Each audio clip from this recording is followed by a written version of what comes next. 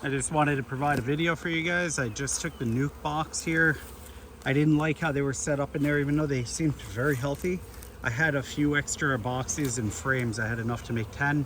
So I took them out. I went through them all. I double verified. I did not have the queen from this hive. I wanted to make sure she was out. And as you can tell, they are all in a frenzy. They're doing well. They're doing very well.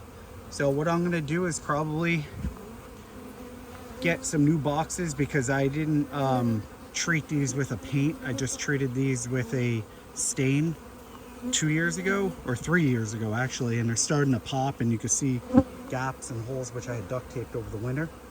But we're gonna end up fixing all that. I could put a ratchet strap, put them together, but I want to paint them, and I'm gonna start with new boxes. So I have plenty of new. You can tell these are all starting to get pointing, and they're all telling everybody, hey, we got to go over here. So that's good, and I'm pretty happy with how that split went so far.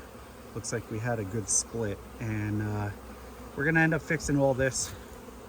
I'm probably gonna take these hives, swap out the frames into new hives, and I'll get new ones painted up with a 10-year latex outdoor paint, waterproofed, light colored. And then these ones I'll probably shave down, repaint, and hope to have more splits coming up in the future. We'll just keep growing. One thing I noticed, I did these at I think 26-inch height. I would have cut that down, because when you're starting to work high, they're very difficult to get up high. You want to kind of have them down lower. So I would probably go with 18-inch off the ground, and that seems to be pretty good so far.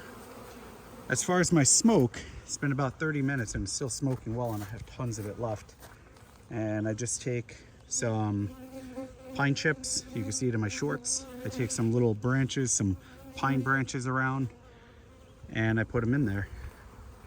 And we have all the fruit trees, which the caterpillars are starting to eat. So we're going to treat that with neem oil, cold pressed neem oil. And the bees help pollinate. All the wildflowers are starting to come out. I'm happy to see that.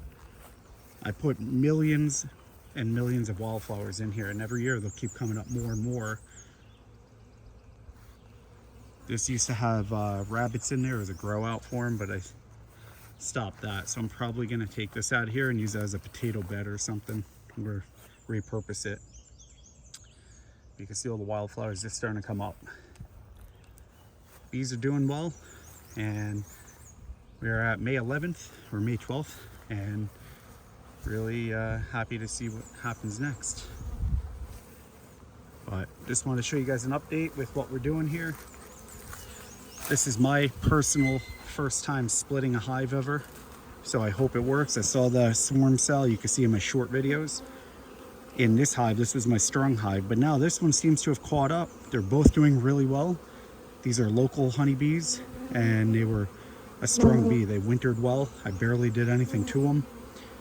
So we're gonna take care of them, and we're gonna keep growing it out. We're gonna make sure we, take care of them and sustain them, because bees are dying off at rapid rates, as you know.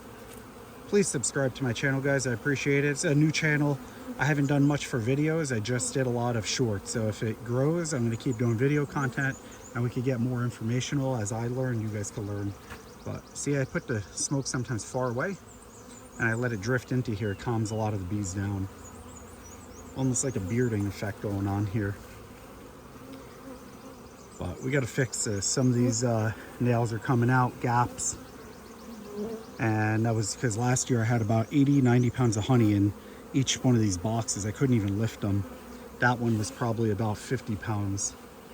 So it didn't buckle as much, but these did buckle out. The nails I used were probably wrong. That's what I'm assuming when I put them together. But I'll take them apart. I'll refurbish them, refix them, repaint them. And I'll do that pretty soon. There's a drone out right there. Hard to see probably, but there's a drone. I'm bringing in a beautiful pollen, yellow and gold. There's dandelion and goldenrod out. I hope you guys enjoy. Don't forget to subscribe. We appreciate it here. And it's a new channel. If you want to see some stuff or know about some things, I could look it up. Mountain Sweet Honey's been a really good resource for me, and they've been great over there. So if you want to check them out too. They've been just awesome. So I'm gonna put an order in actually for some hives lids. I had extra screen bottom boards, so that was cool. And I put the small entrance reducer so they can kind of protect themselves more. You know, it's funny, the entrance reducer thing, somebody mentioned why keep them big in the wild? They're actually a small hole, and they were right. I looked into that. I started thinking about it. I said, you're right. All the wild ones are tiny holes with these giant hives because they can protect it better. So there's another drone right there. So I just keep them, and they seem to be doing really well, as you can tell. Had too big of a gap there. I packed some old wax on it, trying to plug up the holes, but they'll block that up themselves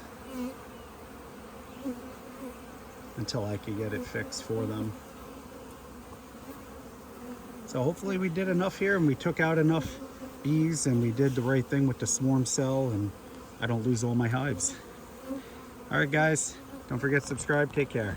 God bless. And I can't wait, because this is going to be all vegetables all the way through, fruit trees, and I have other gardens on the other side, so the bees really kick butt and they help out a lot with that. Take care.